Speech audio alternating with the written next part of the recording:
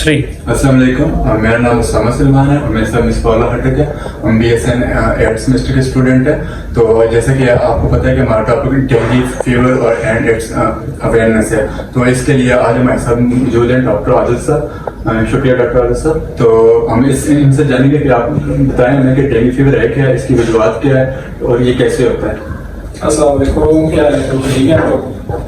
तो dengue fever जो है ना, पहले तो आपको ये पता होना चाहिए कि डेंगू फीवर किस चीज से होता है और उसका जो पैथोजेनेसिस है ना वो किस तरह होता है। तो इम्पोर्टेंट चीज है कि डेंगू फीवर पहले इसकी जो वेक्टर क्वांटिटी होती है वो क्या होती है। मतलब ये इनिशियली जो होता है ना 1997 से वैसे जो होता है एंडेमिक हो गया था और ये एक्चुअली होता है एक वायरस है जो कि डेंगू वायरस कहते हैं। उसकी वजह से होता है। ये वायरस जो इसका कैरियर है वो मॉस्किटो है।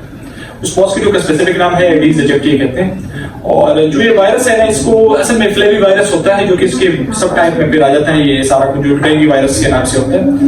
अब ये जो मॉस्किटोज होते हैं ना, ये असल में ये जो वायरस एक्वायर करते हैं ना, तो ये कैरियर टाइप का है जो कि अगर फॉर एग्जांपल एक बंदे को काटे जो कि डेंगू का मरीज हो, वो उसको ले जाता है दूसरे बंदे के पास, उस बंदे को भी इन्फेक्शन हो जाता है। तो आइडियली तो डेंगू पेशेंट्स को ये करना चाहिए था, उन्होंने इसको ये तक स्पेसिफाइड करके इनको। तो इंपॉर्टेंट चीज है कि इसके मुख्तलिफ सीरोटाइप्स होते हैं, डेंगू 1, डेंगू 2, डेंगू 3, डेंगू 4 इस तरह होते हैं ना, जो कि इस तरह एंटीजेंस होते हैं कि, लेकिन ये किसी भी एंटीजन से हो सकता है, 1 से भी हो सकता है, 2 से भी हो सकता है, 3 से कोई वो नहीं है इंपॉर्टेंट चीज।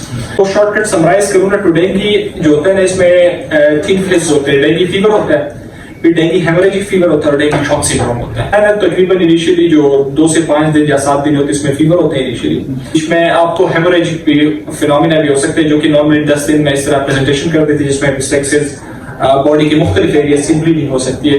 तो नॉर्मली इस तरह की जब फेज आते हैं इनिशियली, आपने अगर फीवर के फेज में मरीज को कंट्रोल कर लिया है तो वो फिर मुश्किल होता है कि वो इस तरफ जाए, लेकिन जा भी सकते हैं क्योंकि the reason is immunity wise मरीज इस तरह होते हैं। इसके अलावा इसके मुख्तलिफ फेजेस भी होते हैं जो कि इनिशियली जो होता है ना, फेब्राइल फेज होता है, क्रिटिकल फेज होता है और रिकवरी फेज होता है। वैक्सीन का नाम स्पेसिफिक नाम नहीं होता, लेकिन डेंगू वैक्सीन कहते हैं उसको। वैक्सीन का नाम स्पेसिफिक नहीं, डेंगू वैक्सीन होती है जो कि आपको नॉर्मली लगा है। जिस तरह आपका भी कोरोना वैक्सीन है, इस तरह का डेंगू का वैक्सीन होता है जो कि वो लगाते हैं और वो एंटीबॉडीज वगैरह इंसर्ट करते हैं। जिससे वैक्सीन का फिनोमेना होता है, एंटीजन इंसर्ट करते बॉडी में, एंटीबॉडीज प्रोड्यूस हो जाते हैं। तो आपको अगर फीवर भी होता है किसी जगह पे तो वो बहुत कम। अब ये है कि इसकी ट्रीटमेंट इंपॉर्टेंट है। ट्रीटमेंट जिस तरह होती है ना, वो ट्रीटमेंट ये होता है ना कि इसमें नॉर्मली फ्लूइड्स, वो कहते हैं ना कि कुछ लोग कहते हैं कि आप मरीज को फांसी का जूस पिलाओ जितना पी सकते हैं, क्योंकि फ्लूइड्स में डिहाइड्रेशन का एलिमेंट ज्यादा होता है। रेगुलर आपने मरीज की जो होती है ना CBC करवानी होती है एवरी 4 डे, 2nd डे, क्योंकि द रीजन इज इसमें प्लेटलेट्स का काउंट बड़ा इंपॉर्टेंट होता है। प्लेटलेट्स काउंट लेस देन 50,000 हो जाते हैं तो बॉडी में ब्लीडिंग टेंडेंसी हो जाती है, जिसकी वजह से मरीज डिटेरिएट हो सकता है और खराब हो सकता है। तो इंपॉर्टेंट चीज है कि मॉस्किटोज को प्रिवेंट करें, आप उसको फैलगन दें, उसको फ्लूइड्स दें। अच्छा, इसको कंट्रोल वैसे इसका है कि ज्यादा वैक्सीनेशन करें और अपने आप को डांट करें और दूसरा ये है कि मॉस्किटोज की इन्फेस्टेशन को रोकें, जिसमें आप लोग केरोसिन डालते हैं उसके ऊपर और ये जो होते हैं स्प्रेज वगैरह, और ये जो पानी जगह पे होते हैं ना, जिस तरह होता है स्टेटमेंट खड़े होते हैं, वो पानी को आप लोगों ने रोकवाना है। मतलब कि उसमें केरोसिन डाल दिया, इस तरह का खत्म करो। तो उसमें आपको थ्रोम्बोसाइटोकिन या प्लेटलेट्स की कमी रहती है जो कि बड़ी खतरनाक होती है। नॉर्मली आप इनको सिम्टम जो फीवर, माइल्जियस, रेट्रोऑर्बिटल पेन होती है, खासकर बहुत ज्यादा पेन होती है मरीज को, इज वेरी लेथार्जिक कंडीशन होती है उसकी, तो उससे आप अंदाजा कर सकते हो कि 7 दिन तक कोई फीवर परसिस्टेंट रहते हैं और उसको नहीं करा। इसमें क्या एक डेंगू एंटीजन करा, IgM IgG भी कराते हैं, इनडायरेक्ट मेथड।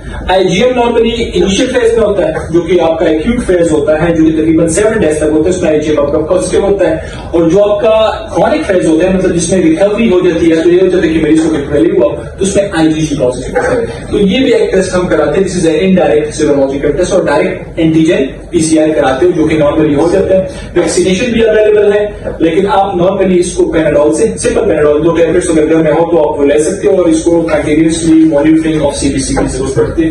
तो उम्मीद है with prevention and with better measurements you can control any. Thank you.